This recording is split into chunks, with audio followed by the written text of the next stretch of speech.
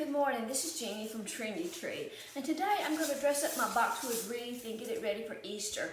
And one thing I like about a boxwood wreath, whether it be square, round, or oval, the square ones you can hang square or you can turn them and hang them diamond shape, just whatever your preference is. This one is made of plastic and I've been using it for probably over a year now. I have two hanging on my side door, so I'm going to make an Easter bow for this wreath, and then after Easter I take that off and change it to something summer or whatever.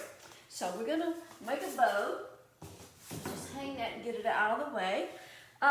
Today I have a 4-inch black and white check ribbon with carrots, and then I have an orange iridescent ribbon. All these ribbons are on the website at Trendy Tree. And then I have this Happy Easter ribbon. It's kind of an aqua. It's a 1.5 inch. So I have a 4-inch, 2.5, and a 1.5. And then I have some leftover things. I always like to repurpose things. So I have these leftover carrots from last year. They were just some raffia carrots, and what I think I'm going to do is just put them in a little bundle. I'm going to take just some regular old jute twine and wrap around, and just to cover up those stems, and then I'm going to attach my bow to it, and then attach the bow and everything to the wreath. Okay, so I'm going to zoom in a little closer so you can see my table close up. These are just some carrots that I had left over from another project. I've used this probably for a couple of years now. And I'm just gonna go ahead and clip these stems off, make them a little shorter.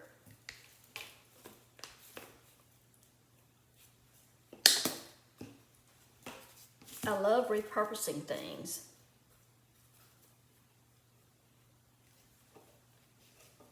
Wow, these are hard to cut.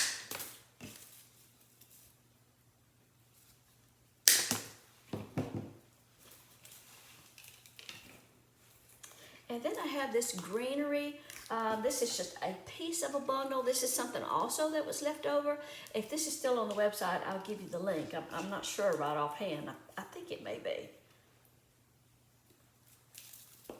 It's just kind of a beaded grass. It works as a good filler for things. Okay, so I'm just gonna kind of stagger the carrots, hold them in my hand, put some of that greenery behind it, that little twiggy stuff there. And then I'm just gonna wrap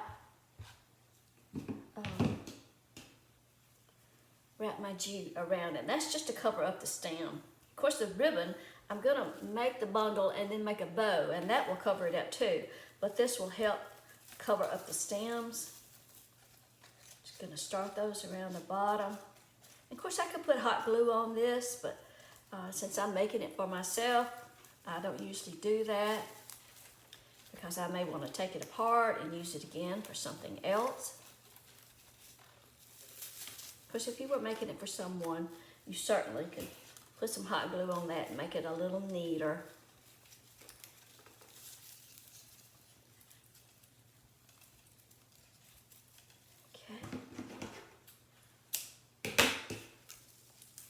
Just tie that right here at the top.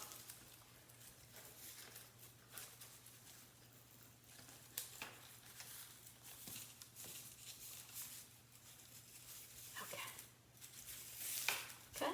Now then, we're going to make a bow and go with that. Okay, today we're going to use the Bowdabra for our bow. I haven't used that in a while. So I thought I would use it today. The Bowdabra is this plastic piece. It comes with this little wand.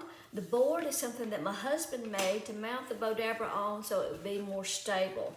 So he just drilled some little holes in the plastic part and screwed it down to this board. And then I did some measurements. So I'm going to make about a 12-inch wreath bow. So I'm going to start with my first ribbon, the 4-inch ribbon. And I'm going to measure out a 16-inch tail, and I just drop that right down in the slot. Pull that tail out of the way.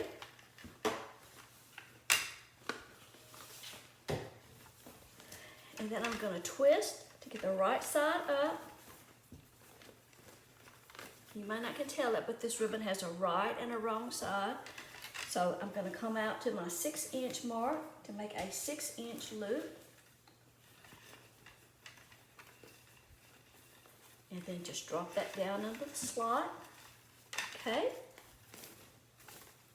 And then I'm going to twist, get the right side of the ribbon up again.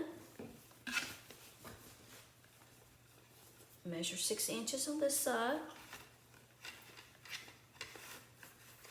Drop that down in the slot. And then come down and cut the tail off.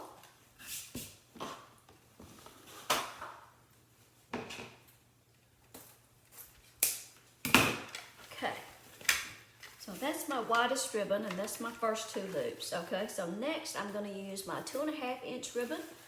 I'm going to do the same thing. I'm going to measure a 16-inch tail, pinch that up, drop it down, pull that ribbon out of the way. Now this ribbon does not have a right and a wrong side. But, you know, sometimes I like to go ahead and twist just to kind of keep the same pattern going. So I'm going to twist, make a 6-inch loop, twist, get the right side up, make a 6-inch loop, and come down and measure my 16-inch tail. And we can trim these tails later. They don't have to be 16 inches. They don't have to be perfectly even, but we can trim those later. Okay.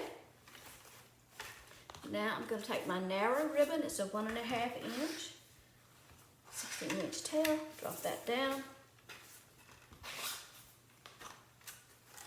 Twist, get the ribbon right side up. This time I'm going to make it the loop just a little bit smaller. I'm going to make it about a 5.5 inch loop, just a little bit smaller. About 5.5 inch. Now, so I've got 2 loops. I've got a loop on each side. Now I'm going to make a short loop to cover up the center. It's only going to be a couple of inches. And I'll show you how we're going to do that. Okay, so now I've got this little short loop. All right, now I'm going to come down and cut my tails off. Going to take the one, go between this, press that down real good. Sorry, I didn't realize it was shaking my table so. Okay, take that out. Now we're going to ease the stack of ribbon up off the Bowdabra. We're going to hold it all. Hold it together and see, you can see how it's all stacked up. I got that little short loop. I'm going to take my chenille stem, going to go right over the top of that and bring it around to the bottom and then tighten the chenille stem. Sometimes that's easier to hold the chenille stem and twist the bow, okay? All right, let me get the Bowdabra out of the way. Okay, so now we've got all of our tails coming to the front. And remember that little short loop? We're gonna pull that over in the center to cover up the mechanics, okay? So we've got our big ribbon on the back, 2.5 inch ribbon. Okay, and we got our pretty little Easter bow. Now, you can trim these tails any way that you want to. I'm going to dovetail the 4 inch and the 2.5 inch ribbon. But you can do these any way that you want to. But on the 1.5, I usually just cut them at an angle.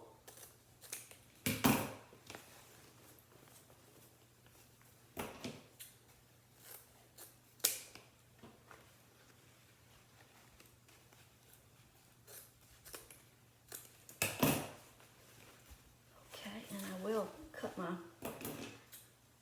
1.5 at the same angle, okay?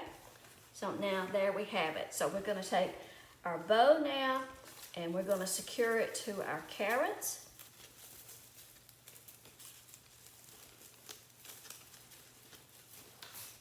Okay? Just gonna secure it with that chenille stem, and then I'm gonna secure the whole thing to the boxwood wreath. Now then, another way that you can attach your bow, and I'm out of wooden floral stems, so this is just a shish kebab pick, but it's sharp on one end. Of course, it's a little longer than what I need, but you can use something like that and take your chenille stem around your bow and just attach it to the pick. Use that for a chenille, not a chenille stem, I can't talk. Use that for a floral pick.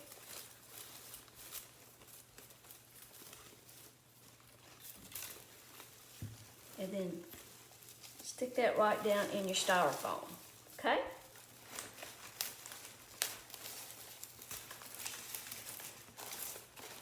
Okay, and now we're gonna hang our wreath back up on the wall and fluff it out a little bit.